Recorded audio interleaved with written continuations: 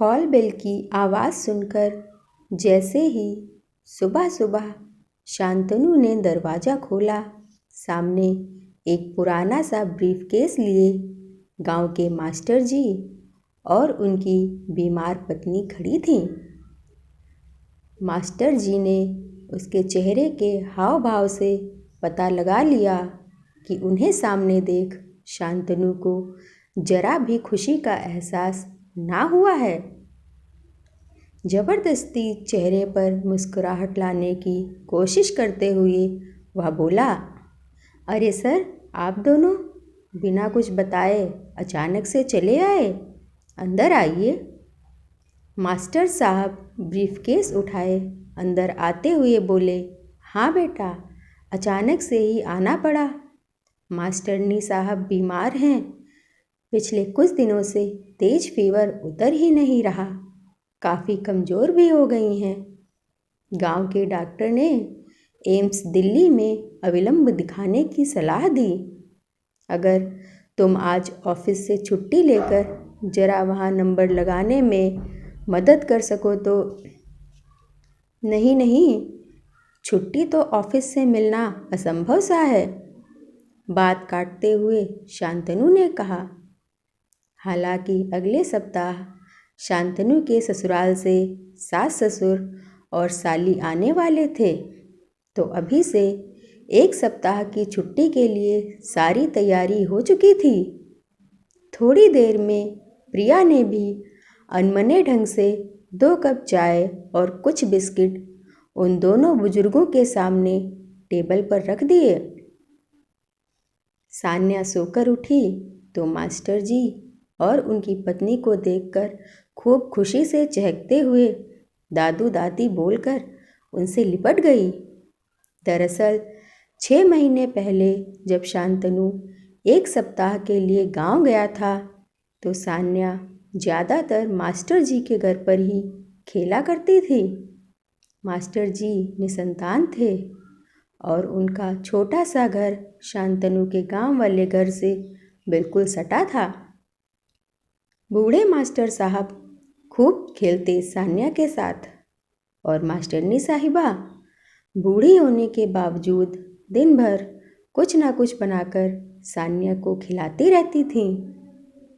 बच्चे के साथ वो दोनों भी बच्चे बन गए थे। गांव से दिल्ली वापस लौटते वक्त सान्या खूब रोई। उसके अपने दादा दादी तो थे नहीं, मास्टर जी और मास्टरनी जी में ही सान्या दादा और दादी को देखती थी।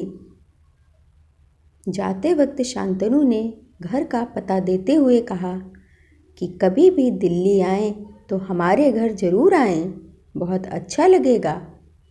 दोनों बुजुर्गों की आंखों से सान्या को जाते देख आंसू गिर रहे थे और वो जी भर भर आशीर्वाद दे रहे थे। कुल्ला करने जैसे ही मास्टर जी बेसिन के पास आए, प्रिया की आवाज़ सुनाई दी, क्या ज़रूरत थी तुम्हें इनको अपना पता देने की? दोपहर को मेरी सहेलियां आती हैं, उन्हें क्या जवाब दूंगी? और सान्या को अंदर ले आओ, कहीं बीमार बुढ़िया मास्टरनी की गोद में वह बीमार ना पड़ जाए। शांतनु ने कहा, मुझे क्या पता था कि सच में आ जाएंगे। रुको, किसी तरह इन्हें यहाँ से टरकाता हूँ। दोनों बुजुर्ग यात्रा से थके हारे और भूखे आए थे।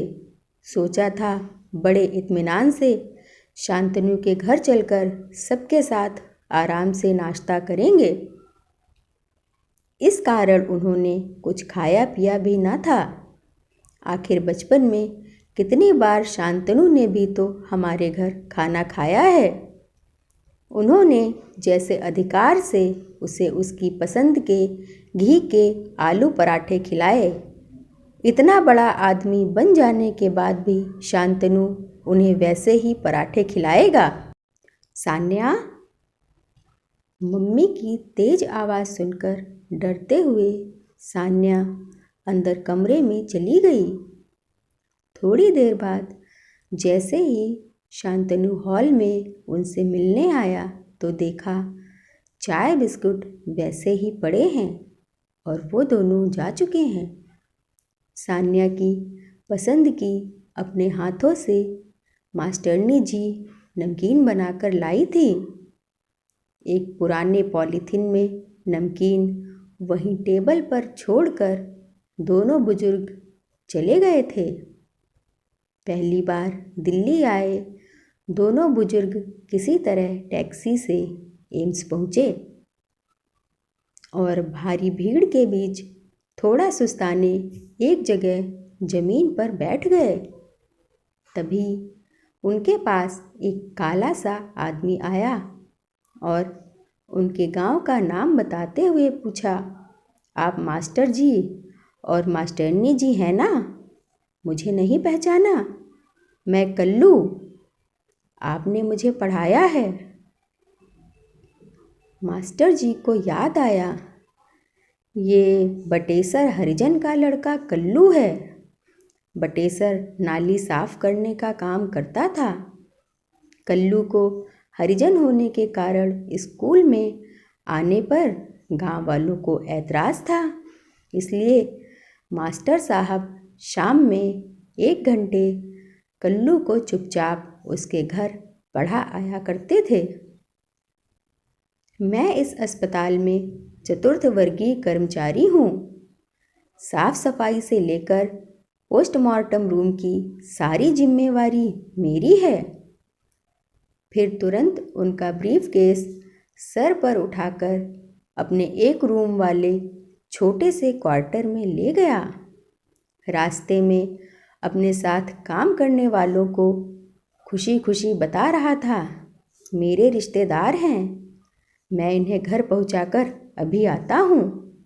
घर पहुँचते ही पत्नी को सारी बात बताई। पत्नी ने भी खुशी खुशी तुरंत दोनों के पैर छुए। फिर सब मिलकर एक साथ गर्मा गर्म नाश्ता करते हैं। फिर कल्लू की बीबी ने अपनी छोटी सी बेटी को मास्टरनी साहिबा की गोद में बिठा दिया। बच्ची उन बुजुर्गों के साथ खेलने लगी। कल्लू बोला, आप लोग आराम करें, आज मैं जो कुछ भी हूँ आपकी बदौलत ही हूँ।